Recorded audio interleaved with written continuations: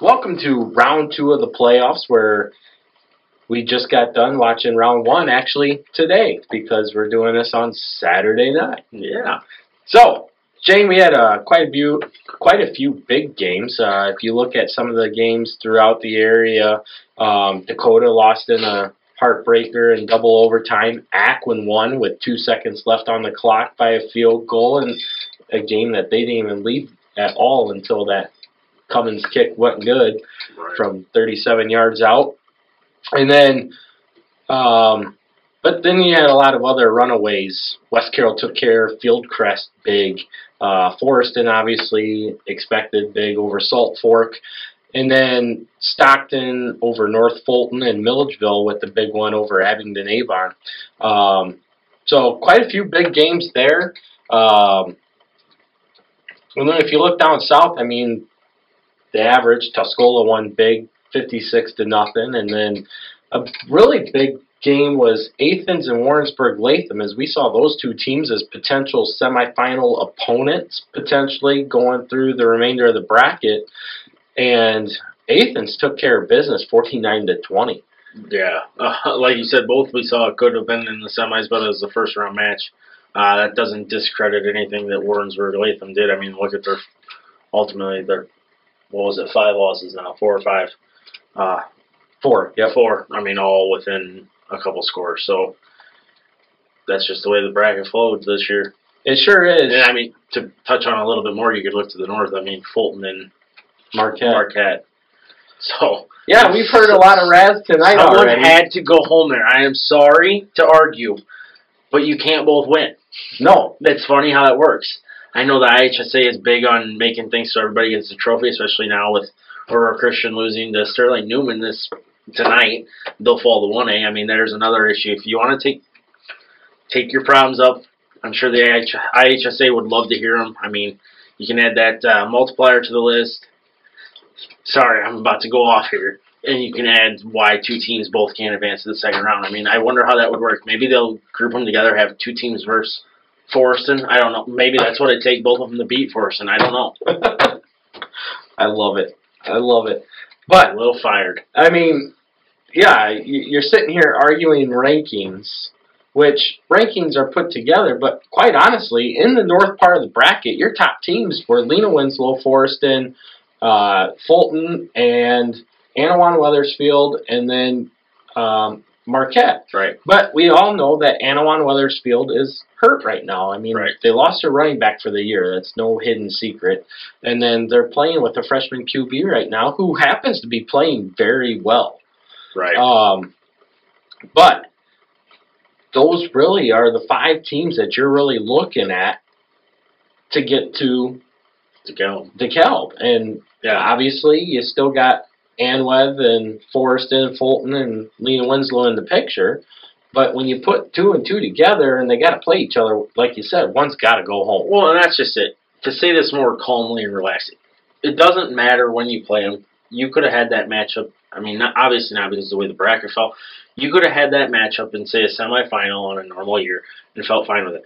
Don't be pissed off and say someone's overranked because of the way the bracket fell out. And that's all that this was.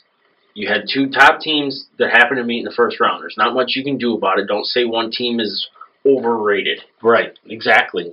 Another big game, too, was Camp Point Central avenging their loss to Hardin Calhoun, 30-12, which a lot of people expected because Camp Point Central has really turned it on here of late.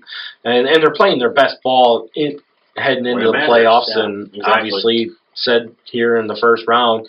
Red Hill and Pleasant Hill, that game kind of got away from Pleasant Hill there, and I was expected to be somewhat of a tighter contest. Granted, Red Hill was the favorite nonetheless, but they pulled away with a 46-20 win in that game.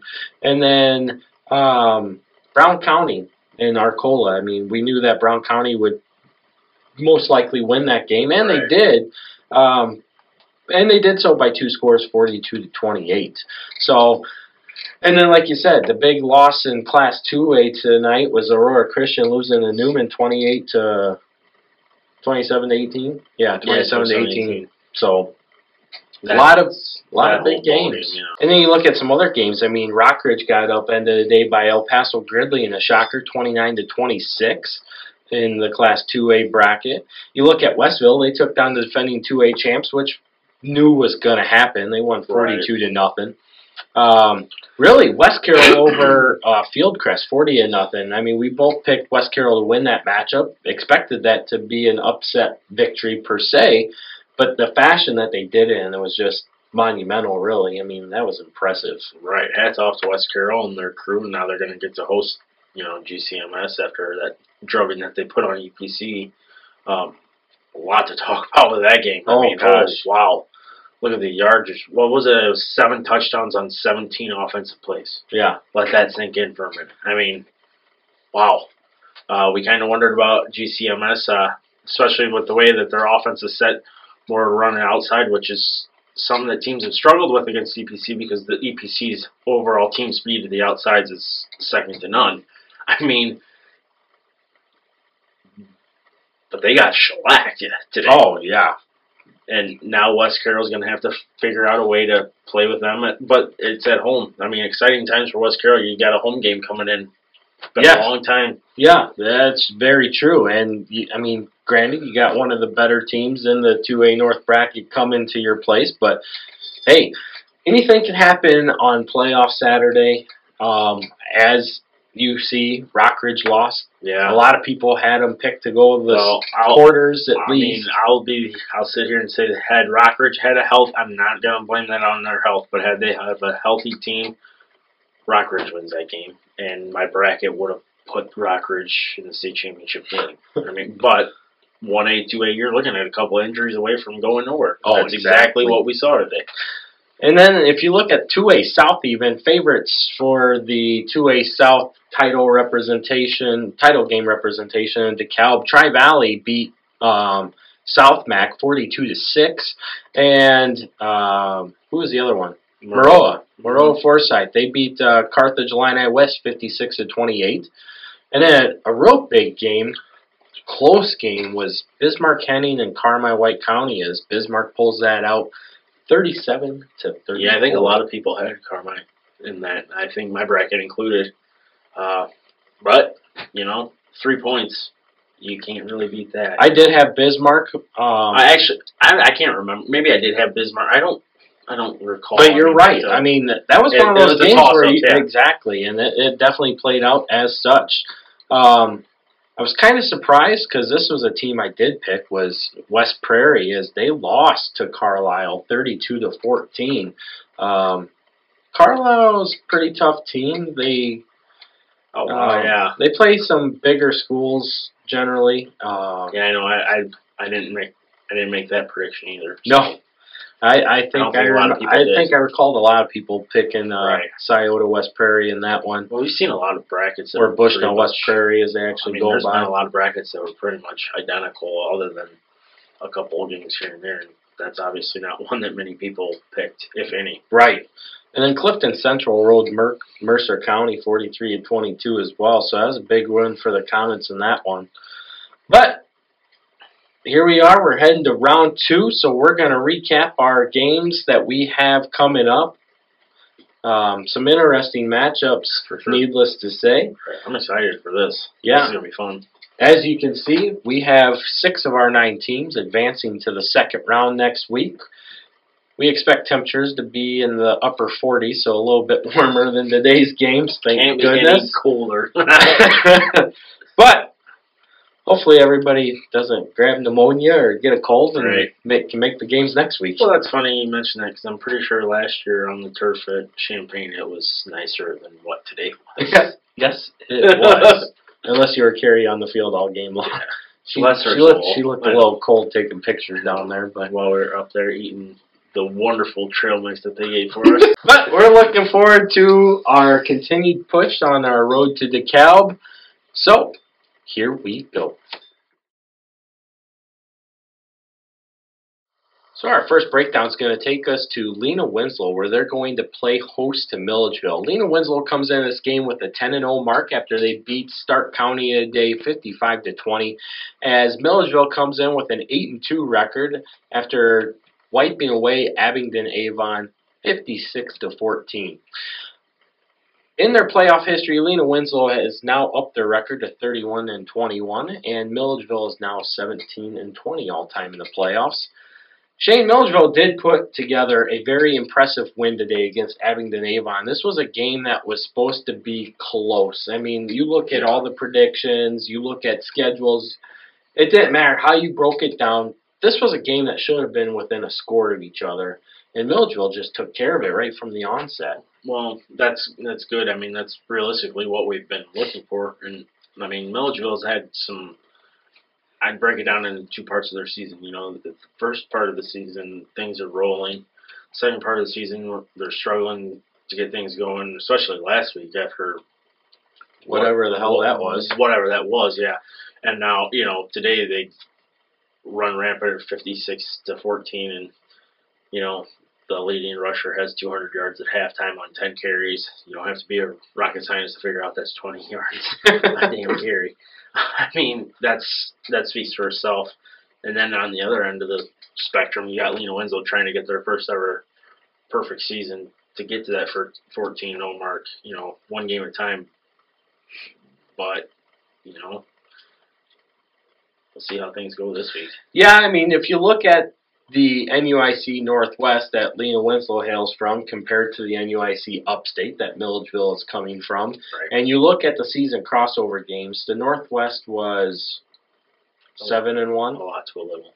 No, 6-2, because Orangeville beat East Dubuque and River Ridge beat Galena. Yep. And Dupac didn't have a game, so there was only 8 crossover games this year. Exactly. So the Northwest was 6-2. Mm-hmm.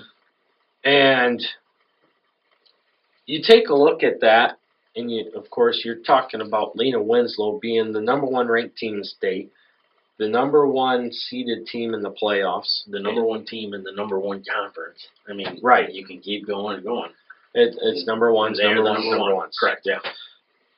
But Milledgeville is a team that, you know, we had predicted it'd be around that 6-3, 7-2 mark. I don't remember exactly where you had them, but I know I had them at 7-2, and that's exactly what they came in with.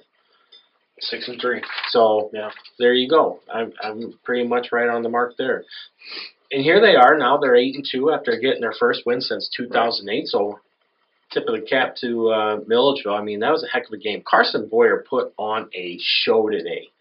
I mean, I was there in person, and I tell you what, A-Town had the size advantage over Milledgeville. I mean, it was even comparable.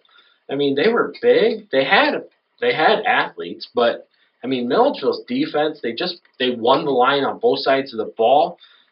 Boyer was able to get outside, and A-Town just did not have the speed to keep up with them. And then you start giving the ball to Nathan Rand and Harchie up the middle. I mean, it was just wham, bam, thank you, ma'am, and done. Yeah. And that's great. You know, I like to see that, but you get to the second round, and now you have Lena Winslow waiting. Things are going to get harder and a whole hell of a lot faster. Oh, well, that's for sure. But in my opinion, it's real simple. Milledgeville can beat Lena Winslow with one thing. They have to do something that hasn't been happening for 10 games. And that's figuring out a way to stop Valentine. It's that simple. I'm not saying they're a one-man band, because they're not. But it starts right there. It does. But good luck. And unfortunately, after watching Milledgeville today, I can honestly say they do not have anybody that matches up with Ravion's speed or Sean Ormiston's power. Well, and they shouldn't feel bad about that, because there's 20 other teams in the conference that are in their same boat. Exactly. But you got to play the game. Right. This is where you're going. Right. You're going to Lena Winslow. I was talking to a guy today in Milledgeville when I was there, and he said, well, we got Lena Winslow next week. And he said, well, if we play this way, we can beat Lena Winslow. I said, well, the problem is that the team you're playing does not match up with Lena Winslow. But at the same time, you never know what's going to happen. Right. So all you can do is show up and play the best game that you can. Well, I'm glad you brought that point up because, you know, in our intro we're talking about arguing with people, and I guess we can elaborate on this further. We're also arguing with people from the South for this exact same reason. Carrollton and Madison. The Madison team that Dupac took down to the wire. The Madison team that is the worst team in the 1A field, in my opinion, ever. And they almost beat Carrollton, and in fact, they probably should have beaten Carrollton based on what I've read online. So, well, I was just talking to somebody who follows the WIVC very closely, and he's just said the exact same thing. Well, there you go. And so, and that game comes back to one of these. Okay, so, we should beat them. Let's go through the motions, and next thing you know, you're in a dogfight. And how many times haven't we seen that over the years where a team thinks that if they just show up physically, that they'll walk onto an opponent? I like Lena Winslow in this game. I'm not going to sell anything short here. If Lena shows up and plays their game, this should be an easy game for Lena Winslow. However, if they overlook Milledgeville, yeah, you got some problems. Well, and that's one of the things that we've discussed a lot throughout the course of the season. I mean, you look at the upstate. Granted, Milledgeville didn't win the upstate. They lost to Aquin in a freaking blowout. Mm-hmm. And then they lost a tight one to Stockton. Right. And we all know that Stockton beat Aquin. Right. So, the lovely upstate. Yeah. I mean, it's just, yeah. But Milledgeville, out of all the upstate teams, they have been the most physical team that I've seen on that side of the conference this year. We saw it last year, too. Yeah, I mean, they're just young. And they're still young this year. Yeah. But they have a tendency to have mental lapses where, similar to other teams that we've talked about, like Aquin and others, where they just aren't showing up in the first half of the game. Well, today, Milledgeville showed up right off the first snap of the game because they forced a fumble, recovered it, and punched it in just like that. Right, and you got to show up. I mean, we saw another team in the conference today that didn't show up for part of the game, and now they're at home. So Lena Winslow needs to avoid that. Yeah, I mean, I remember I put the picture on Facebook today, and Carrie commented, "Ring the bell, boys. Let's go Missiles." And sure enough, not even 20 seconds in a game, Milledgeville was on the board because they forced a fumble, and then the very next play, they were in the house. Yeah, game over. Yeah, and that was pretty much the onset of the game. But realistically, I really hope this is a good game, though. I mean, it served us a lot well, and served Lena Winslow well. I mean, it's been a while since they played a close game. Yeah, that's one of the things that we were looking at as well. You look at the bracket and where Lena Winslow has, and really, theoretically, they're kind of on coast mode until the semifinals, compared to what Forreston has to go through. Right.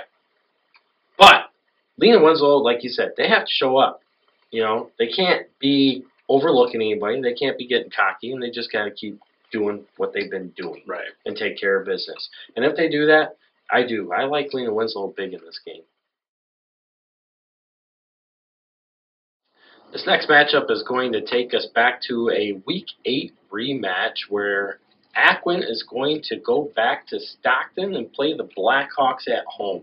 Both teams come in with an 8-2 record. Both of them out of the NUIC upstate. Stockton won this game, what was inevitably for the conference championship, 16-14 just 2 weeks ago. Now, well, it'll be 3 weeks by the time we play round 2 here. I just have one thing I want to say about this. If you're religious or not, whoever you pray to or whatever, just pray that it doesn't rain so we can get a clean matchup this time. Right. So we get a true winner. Not saying that Stockton didn't deserve to win the first match, but no excuses this time. Yeah. That'd be nice. Yeah. I mean, obviously, rain can definitely change the outcome of the game. Absolutely. Muddy fields favor certain teams over others. Absolutely. Where a dry track will bring the best out of both teams, and winner takes all. Yep. It would be nice. It would be. Now, Stockton did what they were supposed to do today, obviously, beating North Fulton 36-6. While Aquin, on the other hand, did have the tight game that we anticipated him having. Granted, we did pick Fisher, Yeah. But hats off to the Bulldogs. They kept fighting back. We were with you all the way. I know. They got that field goal to win it with 2 seconds left. I mean, that was huge. 37 yards. I mean, wow. Saw the video. Just cleared, but it cleared. What a game. That was a hell of a kick by Cummins. I mean, yeah, exactly. But Stockton comes in with a playoff record of 43-28 now in their career, and Aquin has a 36-22 record. So we're talking, obviously, two of the elite programs of NUIC history. Over 50 playoff games. I know. Yeah. Over 100 playoff games between the two. Right. I mean, when you look at it, between the two of them, there's 9 state title appearances as well, with 5 state championships. 4 Cinderellas. So, well, you know, Stockton. Yeah. Never the bride. Always the bridesmaid. That's okay. So, poor Stockton. God, they should have won in 2012. If they weren't playing a team twice their enrollment. Maroa. Whatever. I don't buy that either. Just play the games. I know it. Maroa. But hey, you know, I give credit, and then Stockton last year thought they had a chance to get back there and didn't, but on to a new coach, new system. I like what Stockton's doing, though, nonetheless. Oh, I mean, we said that at the beginning. I mean, Coach Snyder has the pedigree under his belt. Right. Came up under Coach Ahrens, who is a Stockton guy himself. So he's got O'Boyle under him. He's got Ahrens under him. Coached at Princeton, took him to the 3A quarterfinals back in 2015. We were there. For that. Yeah. Oh, that was ugly. Oh, man. But I don't know that anybody wasn't ugly against That's them, against what will be this year's 3A state champ, Elmhurst Immaculate Conception. Right, and if you have time to go look at that, because that'll be like 1A next year. When Aurora drops like down. No. Not quite. Aurora Christian is good, yes. But they're very defeatable. That'll be the new Hales Franciscan. Yeah, exactly. I mean, if you're wetting your bed over Aurora Christian, you got issues. You still got this year to go through anyways. I am not afraid of an NUIC team going up against Aurora Christian. Somebody's got to sacrifice themselves. Somebody's got to lose first round so they can go back to where they belong. Yeah, next year. This year, though, Stockton, Aquin, we don't do games of the week anymore at this point in the season, but this would be the game of the week. Yeah, for sure. And what's ironic, too, is, you know, you look at the NUIC Northwest, and a lot of the teams in the NUIC Northwest, Lena Winslow, Dakota, Galena, East Dubuque, and then you throw in Stockton and Aquin, those are your old NWIC teams from the past. And if you look outside of Forreston, all of your state champions in the NUIC have come from the NWIC. Right. So, I mean, there's a lot of history there, especially between these two schools. They've had a lot of history in the past to the present. I mean, you're talking about a 16-14 game in a slot fest in Stockton. And it was a game that obviously was one of those where Aquin didn't show up in the first half, came out in the second half, and Stockton was up 16-0 and held on for a 16-14 win. Well, and we've said all year, we just have to see Aquin do this. I mean, we know that they're capable of playing the full game, and when they do come out the whole game, they can be dangerous. None other than what we saw against Milledgeville last week. I mean, granted, yes, I know what you're thinking. What I'm thinking, Milledgeville just didn't show up. But yeah, I agree. But, I mean, this is what we talked about Aquin going into the season. You know, we picked them at 8-1, kind of breezing through the upstate because they returned so much from that quarterfinal team last year. I'm glad that you brought that point up, because here's my take on it. Aquin should have been 8-1. The problem is that Aquin is afraid of Stockton. They lost that game because of intimidation factor. Because they know that Stockton has been the team to beat for the last 6 years. Right. But realistically, they should have looked at it a little further. Not as talented as last year, even though last year, okay, I don't know if I can say that because I'm not quite sure what last year was as far as talent-wise. because 9-0 gets you nothing as far as I'm concerned. You got to go out and win it. On paper, they had more talent last year. Oh, by far. This year, less talent. New coach, new system. You're thinking, okay, it's going to take a while. You should not be afraid of Stockton at this point. No. Could I see them being afraid of Stockton down the road under this regime? Oh, yeah. But how long have we, I mean, all year, that's all we keep seeing is, well, Stockton's the team to beat until somebody beats them. Right. Well, they're always going to be the team to beat until somebody beats them if you have that mind it's Stockton. process. I mean, it's no different than Forreston, Dakota, Lena, Winslow, EPC. I mean, it's the name on the chest. Right here. You can't play the name on the chest. You got to play the kids in front of you, and you got to get your kids to be motivated to play that game. So, in this game, in Stockton, I'm taking the Blackhawks. Wow. Impressive. I'm taking the Blackhawks too, but that is not what we talked about. We both put them on our bracket. We're going back and forth. I'm going to take Stockton. No, you take Aquin. No, I don't know if Aquin's going to win. I like it, though. Blackhawks at home. Try to get that second win again against a team that you barely beat. Always tough to get that second win when you're that close to each other as far as what's on the field. But, yeah, I mean, let's hopefully have a great game, though. Here's the reason why I like Stockton, and I'm going to keep this real short so we can wrap this up. Run teams win in November. Right.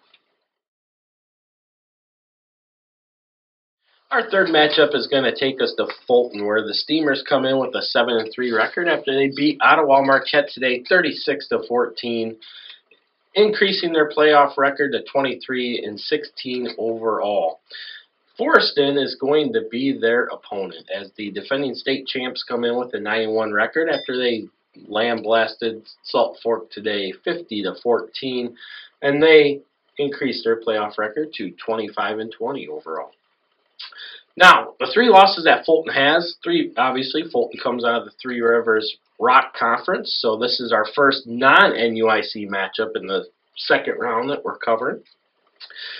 And their big losses, they lost to Orion 42-0.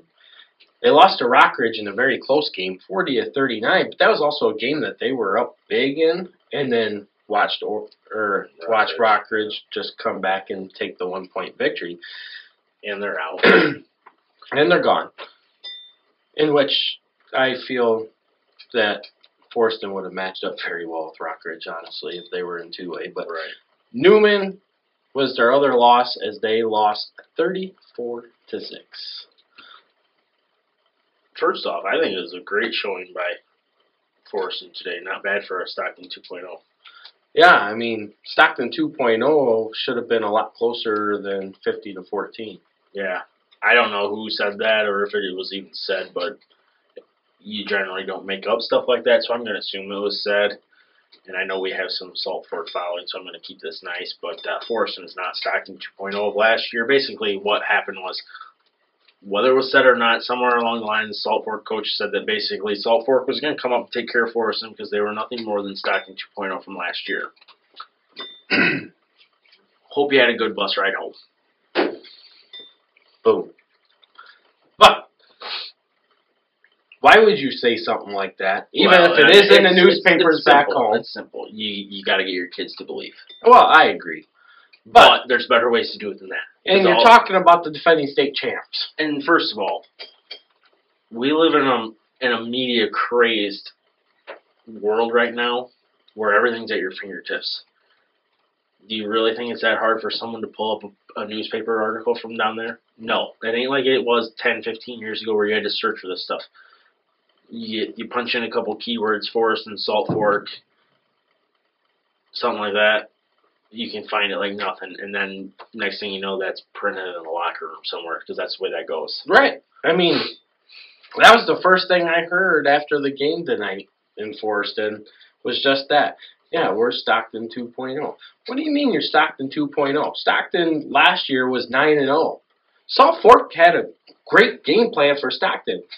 And we even stated, I mean, granted, last year we did pick Stockton to win big, and we said that the Blackhawk Express was going to keep on chugging along and blah, blah, blah. But all season long we said it was going to take a power run team to beat Stockton. And that's exactly what Salt Fork did. And timeout. I'm going to go there. I don't care. You happen to be Salt Fork. And I know you're wondering, what's he mean by that? You're Salt Fork. You're either Lena-Winslow, you're in Dakota last year, EPC. Those are teams that didn't play Stockton, but would have had the same result that Salt Fork does. So I don't know why Salt Fork puts themselves on such a pedestal of beating Stockton last year, because bravo. I mean, you beat a terrible 9-0 team. No, I indubitably agree, but it was probably most likely for the fact that they watched us say that we were going to rout them. And, right. Well, it happened. How'd that work tonight? It happened. So, on to Fulton goes the Cardinals. And the Cardinal Express keeps on chugging along. Yeah.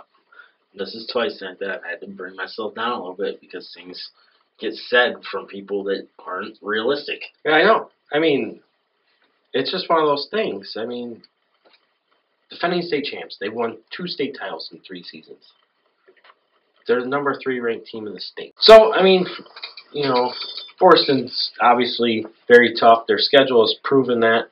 Obviously, their only loss on the season was to the number 1 ranked Lena-Winslow Panthers back in week 2, a game in which they actually had the lead late into the 4th quarter until they gave it away, basically. Yeah.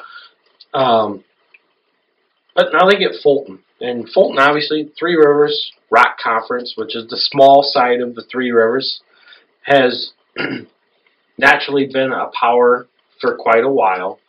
But if you look at some of them, and I know I'm going to get a heat of emotion off of this probably, but in my opinion, the Three Rivers Conference is not what it was 5, 6, 7 years ago.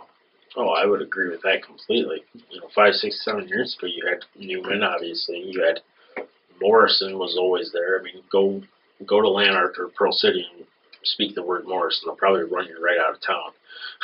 You know, you had Spring Valley Hall. I mean, look at the gauntlet that EPC went through when they won their title. Right. I mean, all those teams, you had one waiting. You had Rockridge, you had Hall, you had, there was another one in there. No, you had Fieldcrest in your semis. Different, who they played in their first round? Wasn't it? Rockridge? No, that was a quarterfinal game. They had Hall, and I know they've played Orion over the years. Hell, who cares? Yeah, it doesn't matter. But I'm pretty Somebody. sure it was a Three Rivers team. No, it was, because they went through 3 of them. Right.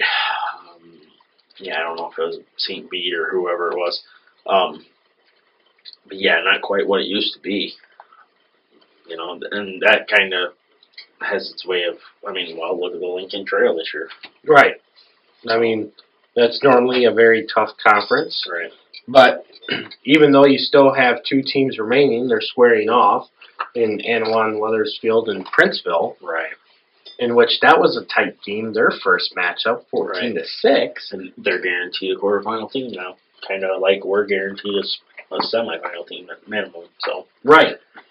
I don't know. Which is great for us. Right. We get to keep right. And I just want to say, I was very happy to see Fulton and Marquette matchup. I mean, you eliminate one of them right away. So that was nice. No, it was. And honestly, I'm excited for this matchup, Forreston at Fulton, because Forreston is obviously what they are. And then Fulton, you know, they were a team that could have fallen into 1A last year. They were right on that bubble. Right. But broke into 2A, and they made a run to the quarterfinals in 2A last year. Right, they did. Now falling into 1A. I will say this, Fulton, as far as talent-wise and whatnot, Fulton might not measure up to Forreston, but I don't anticipate Fulton being scared of Forreston, at least just for the fact of the teams that they have played to this point, which is very beneficial to the Steamers. Yeah, exactly. I mean, and Fulton shouldn't be.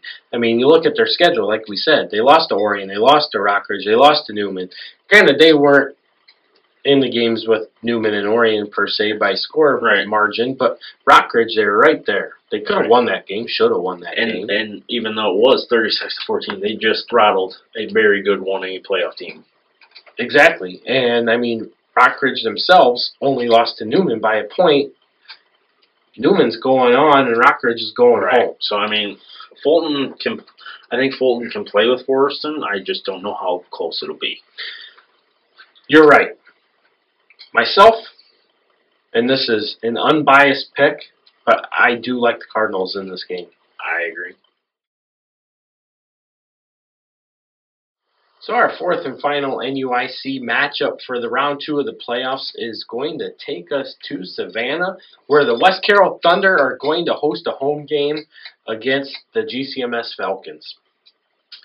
West Carroll comes in with a 7-3 record as they just picked up their second ever playoff victory, beating Fieldcrest 40-0, improving their playoff record to 2-4, while GCMS just took care of our other conference opponent, or team, 50-14, beating EPC and improving their playoff record to 11-16. Now, here's the thing with GCMS, Shane. 2 years ago they lost in the quarterfinals of Class 1A, and they were in the South bracket. And it was to Arcola. They lost 14-13, which was the closest game that Arcola had on their way to a state title game and state championship, nonetheless. Now, Ed, you asked me earlier today about GCMS winning 50-14. Despite our predictions, basically the point spread was about the same as what our predictions were through our write-up article preview. But I would have said EPC has a fast enough defense to be able to compete with GCMS. And that clearly did not happen today. Yeah. Out of all the games, regardless of the outcomes of the other ones, this to me is the one that surprises me the most. Yeah, you can look at, what was it, 2-15, right? Yep. You can look at that and think, okay, this is, on paper, this went exactly the way it should have. But to me, this did not go exactly the way it should have. You're right on. We talked about this. Last week we sat here and said GCMS big, and then we started breaking it down. We looked at some footage, and then we were talking to each other throughout the week, and we're thinking, okay, well, GCMS's strength is the outside. Well, what's EPC's strength on defense? Stopping the outside run. Granted, they have a lot of beef up the middle, so you're going to have to run the outside to move the ball, but EPC's defensive speed is such that they make it not impossible, but very difficult to get the yardage. And when you see that they're giving up 7 scores on 17 plays, two things either happen. EPC didn't play their game. Okay, so more than 2. EPC didn't play their game. They didn't show up.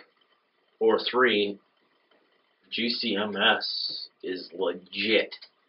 And I'm going with number 3. Yeah, I agree with you. I think GCMS is legit. I will be honest, and I've talked to many people today about GCMS and EPC, and I was asked, where could you see possible upsets? And I said, I expect GCMS to win, but I think EPC could play with them enough that potentially they could pull off an upset.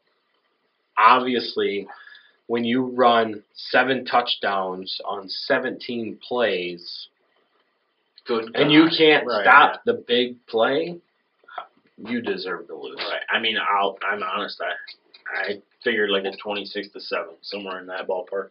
Yeah.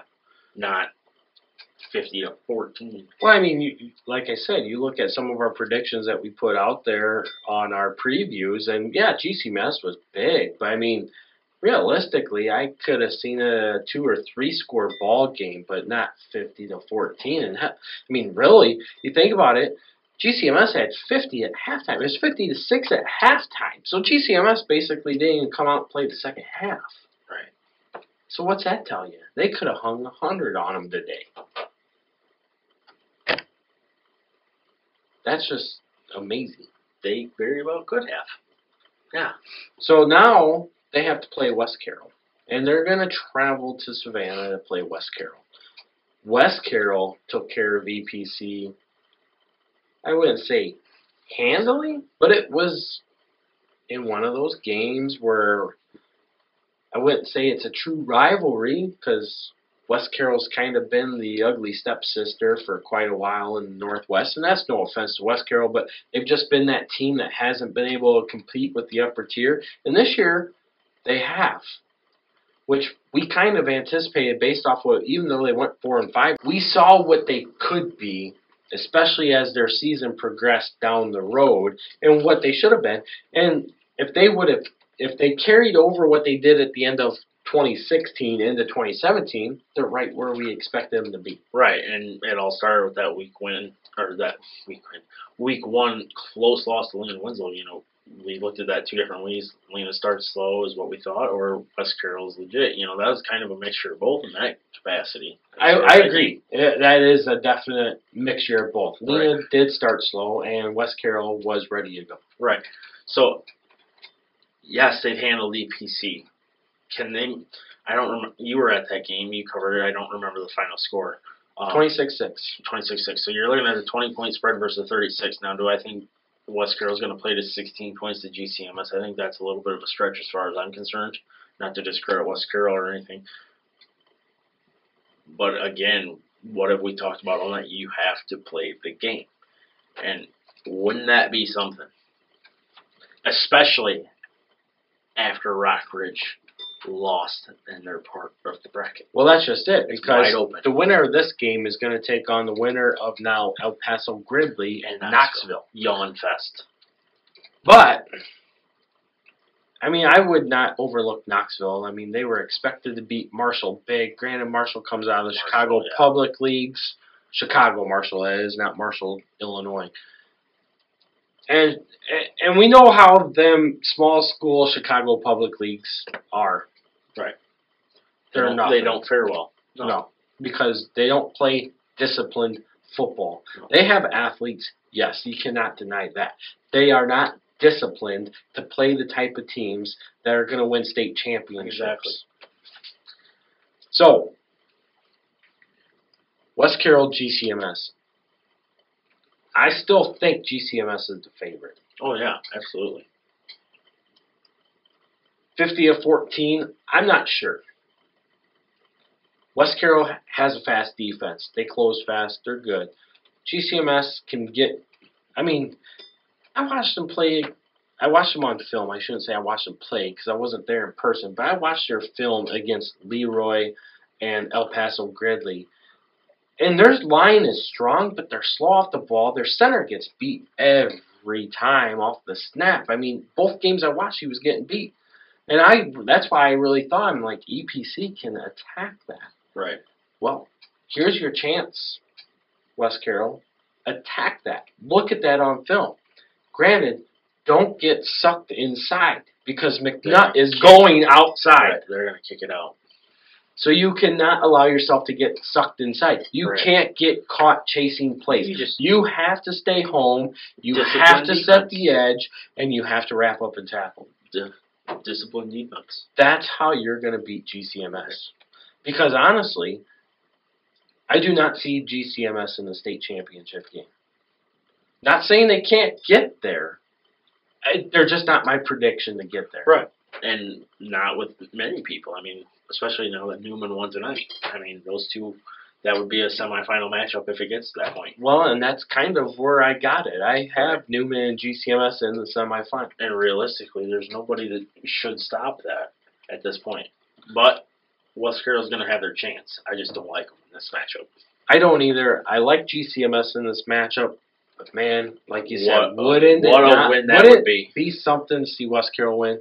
So, go Thunder. Go Thunder. On the north side, the one game that we did not mention as Annawan-Wethersfield defeated Orangeville today 31-14, and Princeville beat Dakota today in double overtime 27-24. These two teams both hail from the Lincoln Trail Conference. Annawan-Wethersfield won this game earlier in the season 14-6 as they claimed the conference title. And then Princeville went on to lose to Mercer County, which provided... set everything up. Yep, set up the matchup with Dakota, and now their second-round matchup rematch. What do you like in this matchup, Shane? I think Princeville's gonna pull a Argenta here and kind of win. Yeah, I mean, Princeville, I don't want to say was impressive today, but they do some things well. There's no doubt about that. They were held to not much on the ground today, but in their conference, they seem to run all over the place. So I guess unless Annawan got a whole heck of a lot better on defense, I shouldn't see any problem with them moving the ball. Well, that's just one of those things, too. I mean, you look at Annawan-Wethersfield, and you look at what the Titans have done on the season. And despite their injuries that they face, they keep continuing to win the games that they should be winning. Granted, they've been a lot closer than what you would anticipate, especially for a team that's in 1A now, but coming off back-to-back 2A semifinal appearances. Right. And you group that with the injuries that they've had now that are really coming down and haven't cost them yet, but you got a freshman quarterback, another round deeper in the playoffs. Yeah, playoff experience, but things also tighten up a little bit more as you move on. Well, and we all have a guy that we know from the Stark County area, and he's been talking Princeville up quite a bit all season long, and he himself was very surprised that Mercer County beat Princeville in Week 9. Yeah, and Princeville is a very young team. They're going to be here next year. Oh, definitely. I agree with you there because they're junior and sophomore dominated, which is just right. It reminds you of Forreston last year, really. Right. And even Lee and Winslow this year. But I like you. I like the Princes making it to the quarterfinals and taking on the winner of Forreston and Fulton. So look at our 1A South bracket. Shane, obviously we got Tuscola. They are traveling to Mount Sterling to play the Hornets of Brown County. A couple years ago, this was a semifinal. Well, it was back in 2011. This was a semifinal matchup. In a few years now. Tuscola won that matchup there. Now they get the luxury of going to Mount Sterling. Brown County, obviously, a big win today as they are getting back on the right foot with the win over Arcola earlier today, 42-28. But Tuscola hammering Chester, 56-0. Who do you got in that matchup there? Tuscola, for sure. Yeah, I agree with you. I like Tuscola in this matchup as well. Now we have a rematch of Carrollton and Camp Point Central. This was a Week 9 matchup that Camp Point surprised Carrollton. It was a game that I actually did pick Camp Point in down on a WIVC site. But Carrollton had a tough game today, as you mentioned earlier with Madison. Who you got in this matchup? Well, my bracket that I filled out says Carrollton. I don't know if they play like they did this week. I'd say Camp Point. I'd like to think that Carrollton will come out a little more fired up, though. I'll take Carrollton. And like you, Camp Point's playing very hot right now. And if I remember correctly, let me look real quick here. How is this game here?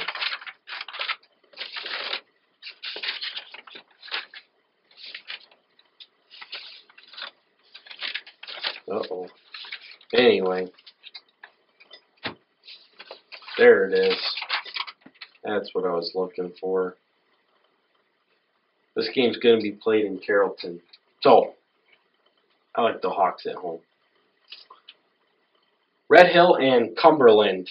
Toledo had the upset of Decatur Lutheran, 26-21, avenging a Week 1 loss there.